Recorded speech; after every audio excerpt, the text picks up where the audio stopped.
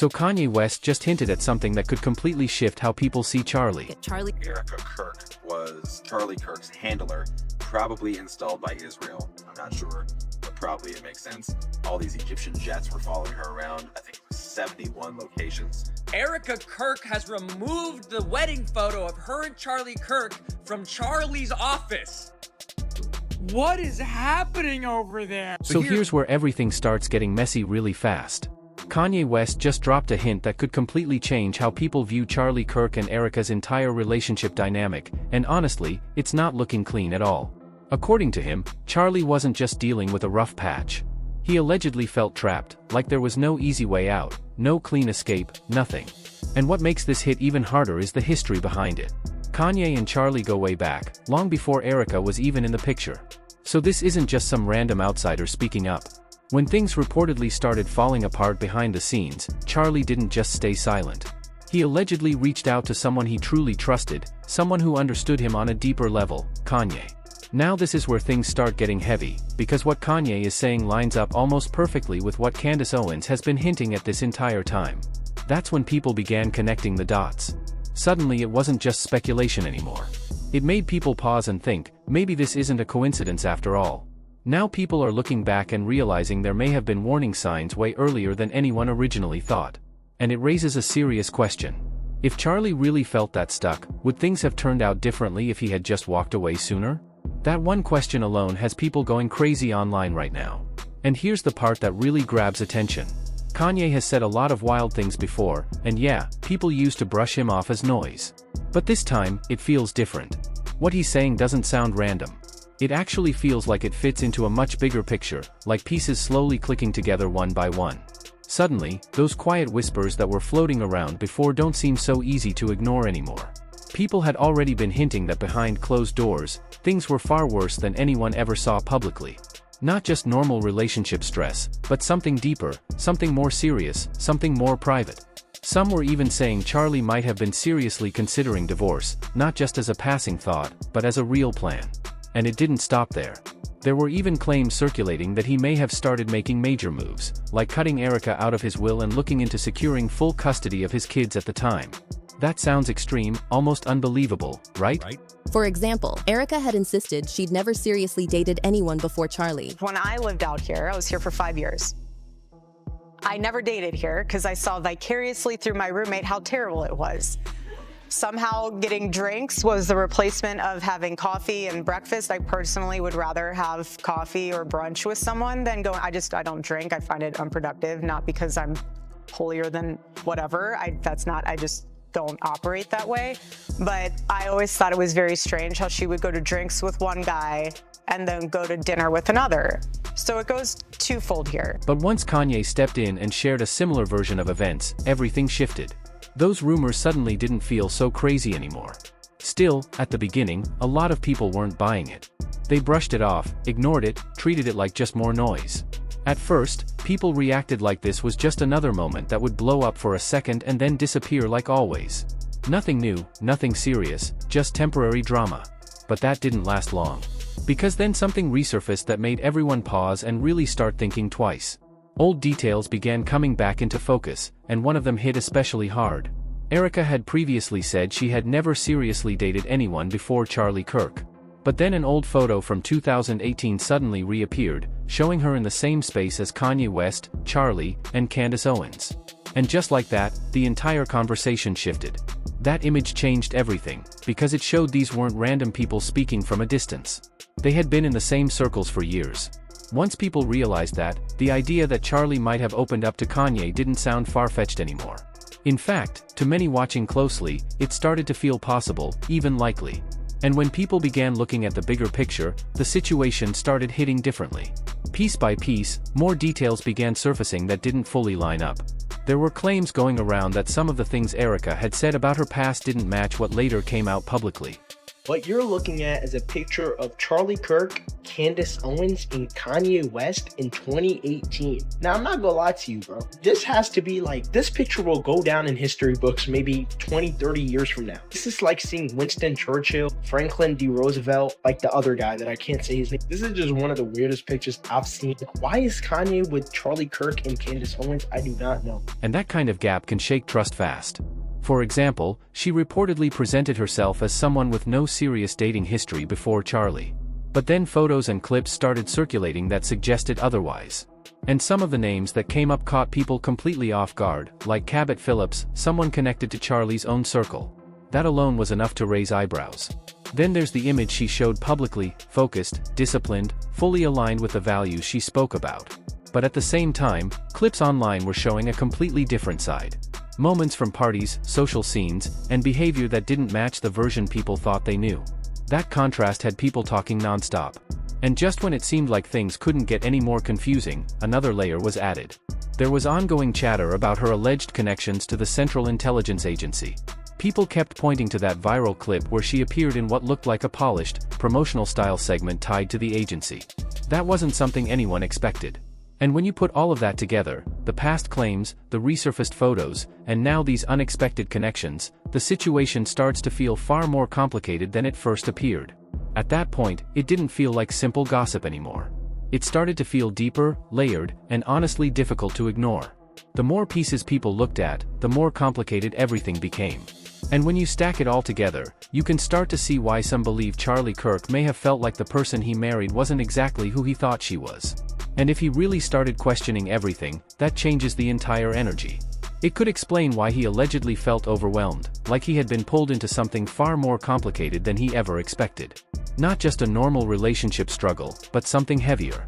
Then comes what many believe was the real breaking point, the reported confrontation between Charlie and Erika just one day before everything changed. Because once people started digging into what happened that night, it didn't look calm or normal at all. It looked tense. According to Erika's own version, Charlie chose to sleep in their toddler's room the night before leaving for his speaking event at Utah Valley University, the same trip that would later be described as his last. She explained it as something simple, saying he just wanted a good night's sleep before an early morning. Simple, right? But a lot of people weren't convinced. Because situations like that don't usually happen without a reason. And that one detail alone had people questioning everything. If comfort was really the goal, then why leave the main bedroom and go sleep in a child's room? That detail didn't sit right with a lot of people watching. Erika Kirk is an asset. That's why 2 Egyptian planes are following her every move from Egypt. She was Charlie Kirk's handler. If you don't know what a handler is somebody who works for the government and they're assigned to cases. But what happened the next morning made everything feel even more off. Erika said Charlie didn't give her a hug, didn't say goodbye with a kiss, nothing at all.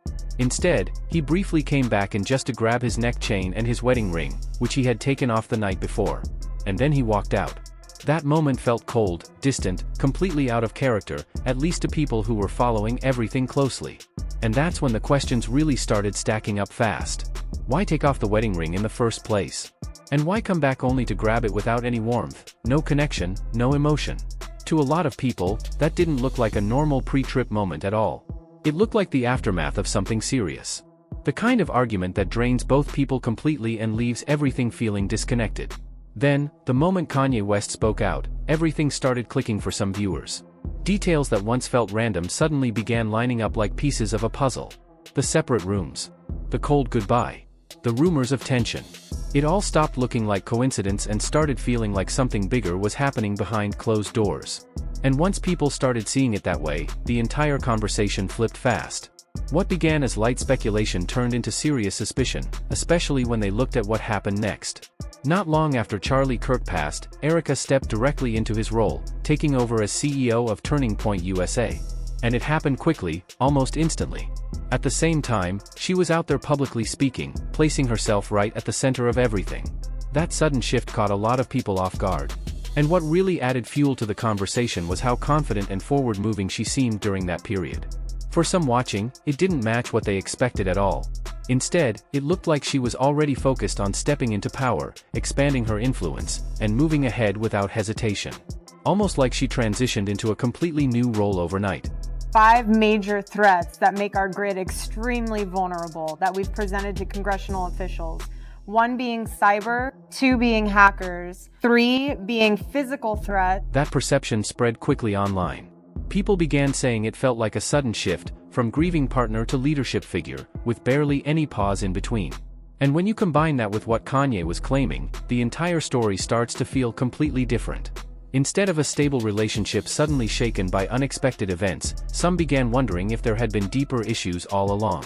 Things building quietly beneath the surface until everything finally came to light. And then comes the part that really pushed this into another level. The idea that Erika may have had a more calculated role in Charlie's life. Because once Kanye spoke, a whole new wave of theories exploded online. Some people even started asking whether she could have been placed in his life for a reason, someone influencing things quietly behind the scenes. As Charlie's influence continued to grow, that theory started gaining serious attention, especially from those already questioning the timeline and the inconsistencies. And one thing that continues to keep that theory alive is the confusion around how Erika and Charlie supposedly met in the first place. Over time, things only became more complicated. Erika shared multiple versions of how she and Charlie Kirk first met, and each version told the story a little differently. Not completely opposite, but just different enough to make people stop and think. In one version, she said that Tyler Bowyer, someone she described as a family friend, introduced them during the opening of Turning Point USA headquarters. Sounds simple, right?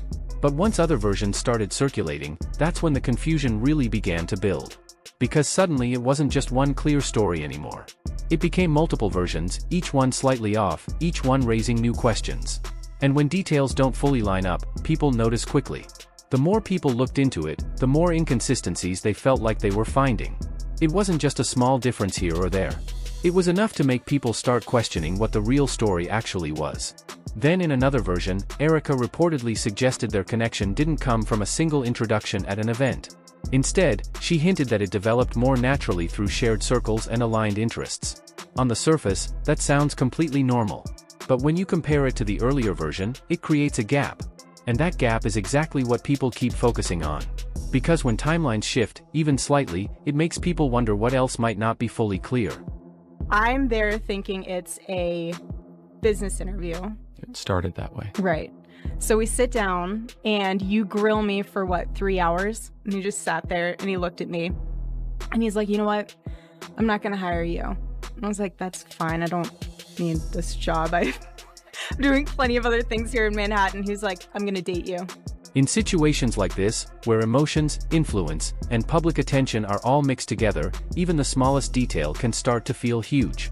And once people lock onto something like that, it becomes almost impossible to let it go. Now add that to everything else already being discussed, the alleged tension, the distance people believe they noticed, and the sudden changes that followed, and it becomes clear why this conversation hasn't slowed down at all. It's not just about one single detail. It's the full picture, piece by piece, building into something that feels bigger and harder to ignore with every new layer. And then there's the timing. Because timing changes everything. The closer people looked at when certain events happened, when statements were made, and when major shifts took place, the more it started to feel like things weren't just random. Some even pointed out how quickly Erika appeared to step into a whole new level of visibility and authority. Now on its own, that doesn't prove anything. But when you stack it on top of everything else, it becomes another detail people can't ignore. From the outside, it looked like there was barely any pause between one chapter ending and another beginning. And that kind of fast transition naturally draws attention and keeps people watching closely. Usually, people expect a slower process in situations like this. Time to step back, process everything, and regroup. But what they saw instead felt fast, structured, almost calculated. And that alone had people talking nonstop. At the same time, not everyone sees it as a red flag. Some supporters argue that stepping up quickly can actually show strength. That in high-pressure moments, some people don't pause, they move forward. And that perspective is just as strong in the conversation. That's exactly why everything feels so divided right now. One side sees speed and control. The other sees resilience and leadership. But no matter which side people land on, one thing is clear. The attention on the situation isn't slowing down anytime soon. I will never forget the time I was in Israel with my husband, that was the second time, but the first time with my mother on a pilgrimage. And I was standing in the ticket line. And I remember looking behind me, and in the snake of the ticket line was a guy who looked very familiar. I had no idea who he was. And I told my mom, this guy looks so familiar. And as a typical mother, she said, go and say hi. No. We were late for our flight, and I'm not going to come off like a crazy person with that's just weird. That ended up being Charlie. If anything, it's only getting bigger. Every clip, every resurfaced moment, every old photo adds another layer that people are trying to figure out. And then there's Kanye West. Because his role in all of this stands out in a major way. Whether people agree with him or not, his connection to Charlie Kirk gives his words a different kind of weight. He's not just some random voice online. He was actually around the same circles, the same environment, the same people. And that's exactly why what he said didn't just fade away after a day or two. It stuck. People started asking themselves something bigger. If there's even a chance that Charlie confided in him, then how much of this could be coming from real conversations? And once that question enters the conversation, everything shifts. Because now people aren't just reacting to rumors anymore. They're trying to connect the dots. And those dots keep leading back to one core idea, that there may have been far more happening behind the scenes than anyone realized at the time. Another thing pushing this even further is how quickly narratives form when information is incomplete. When there are gaps, people naturally try to fill them. And sometimes those gaps get filled with assumptions that spread much faster than actual facts. That's exactly what seems to be happening here. Without clear and consistent answers, every small detail starts carrying more weight than it normally would. A look, a moment, a slight shift in the timeline, suddenly, it all matters. And the longer those questions remain unanswered, the stronger these narratives become. Because silence in situations like this doesn't calm things down. It does the opposite. It creates space for interpretation, more room for speculation, and more reasons for people to keep digging deeper. Now step back and look at the full picture. You've got early whispers about tension, claims about inconsistencies, a timeline that raises eyebrows, a sudden shift in roles, and a high-profile figure like Kanye stepping in with statements that seem to line up with what others have been hinting at all along. We had met through a family friend. He had invited me to the office opening. When you really step back and look at everything, each detail on its own might not seem that big. But together, it builds a story that feels layered, complicated, and honestly hard to ignore. That's exactly why this conversation refuses to slow down. It's not staying still. Every new clip, every resurfaced moment, every reaction keeps pushing things forward. And at the same time, let's be real, not everything being said has actually been confirmed. A lot of this is based on interpretation, on how people are reading the situation from the outside. But that hasn't stopped anything. If anything, it's made people even more locked in. Because when there's uncertainty, attention only increases. And right now, this situation has a lot of attention. People aren't just watching casually anymore. They're watching closely, waiting for new details, new angles, anything that might finally bring clarity to everything that's been building. Because now it's not just about one moment or one claim. It's about the full picture. And the real question is, will that picture ever fully come into focus? But then things got even messier. Another version of the story surfaced, and it completely shifted the narrative again. In one interview, Erika claimed she first met Charlie Kirk while visiting Israel with her mother. Sounds straightforward. But that wasn't the only version. In another telling, she said their first meeting happened during what was supposed to be a job interview that somehow turned into a date. And just like that, now there are multiple versions floating around. Each one slightly different. Each one raising even more questions. And once people started noticing those overlapping timelines, things escalated quickly. Because when origin stories don't match up, people start asking questions immediately. What's the real version? Which one is true? Now, instead of one clear story, there are several. And that alone has been enough to keep speculation alive and growing. To many people watching, it doesn't feel like a simple, spontaneous connection anymore. It starts to feel like something that may have had layers from the very beginning. And when you add Kanye West into the mix, everything gets amplified even more. Because now those differences in her story don't just look like small inconsistencies. They start to feel like pieces of a much bigger puzzle. A puzzle that people are trying to solve in real time. So the same question keeps coming back again and again. If the stories don't fully line up, and if Erika was already moving in those same circles before Charlie, was her presence in his life just coincidence, or something more intentional? That question isn't going anywhere anytime soon. It just hangs there, over everything, keeping people watching, analyzing, and connecting every single detail they can find. Now I want to hear from you. What do you think about all these different versions of how they met? Do you think it was all just coincidence, or do you feel like there's more to the story that hasn't fully come out yet? Drop your thoughts in the comments. And if you made it this far, don't forget to like, subscribe, and share this with someone who's been following this situation too. I'll see you in the next video.